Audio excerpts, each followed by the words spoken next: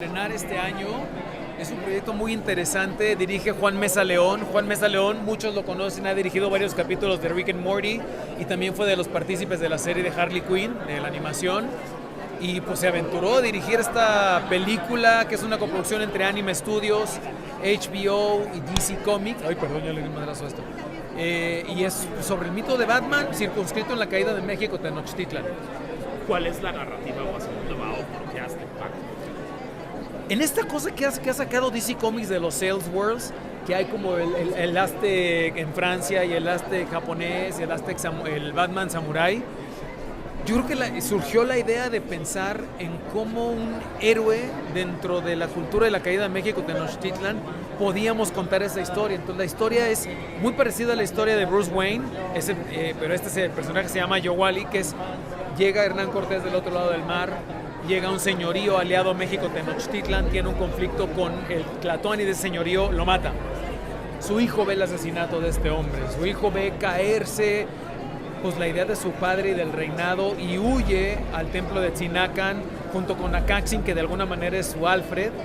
Y en el templo de Tzinacan, que es el dios murciélago, se empieza a desarrollar la idea de la venganza y después se entiende que la venganza no es el camino sino la justicia. Ya hay 3 personajes que estamos anunciados, que es Omar Chaparro, que la haría del equivalente de Joker, que es Joker, Álvaro Morte, que es el de La Casa de Papel, el profesor de La Casa de Papel, que hace a Dos Caras, que al mismo tiempo es Hernán Cortés, y un servidor que hacemos la voz de Yowali o de Batman. Órale, todavía no tiene fecha entonces. Todavía no tenemos fecha concreta.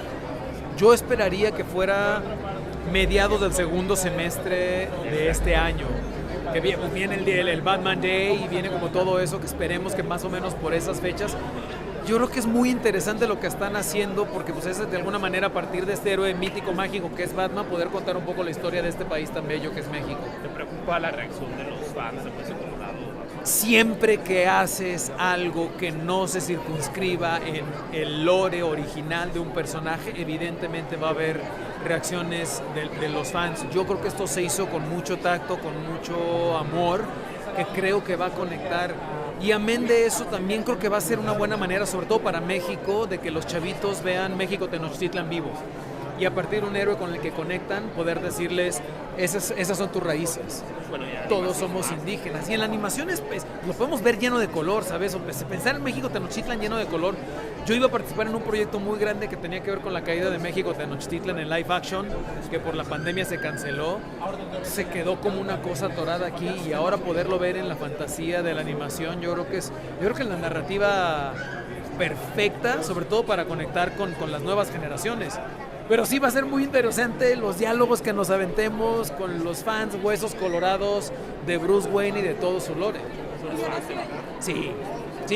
Yo recuerdo mucho ver el Batman de Adam West, y sobre todo estaba bien chavito cuando salió la primera película de Tim Burton, y clavarme en la textura, que para mí, mi película favorita de Batman es Batman Returns de Tim Burton, donde sale el magnífico pingüino que hizo Danny DeVito. Entonces, a mí esa narrativa se me quedó clavada en la cabeza, y la idea de un hombre que lo tiene todo y al mismo tiempo está vacío porque su corazón está perdido me parece fabuloso, y que su única manera de sentirse vivo es hacer justicia. Señora, acerca de hacer teatro, creo que yo hace mucho no te veía en una alfombra de teatro. Sí, desgraciadamente es cómo es el medio, donde una vez que te encasillan en un lado y comienzas a hacer una sola cosa, pues te exime de hacer otra cosa. Me gusta mucho ser espectador, el teatro lo voy a llevar siempre en mi corazón, porque al final de cuentas ahí nací, ahí comencé a contar historias, ahí fue la idea de querer ser un contador de historias. Hice teatro hace unos 4 años, Tierra de Fuego, que dirigió Tiago Correa, y que fue una experiencia mágica de volver a estar en el teatro y de volver a darme cuenta que ese es el espacio pues más mágico que existe, y no va a haber otro. Por más que te digan, el teatro y la escena es el lugar para contar historias, y es el lugar donde los actores nos hacemos.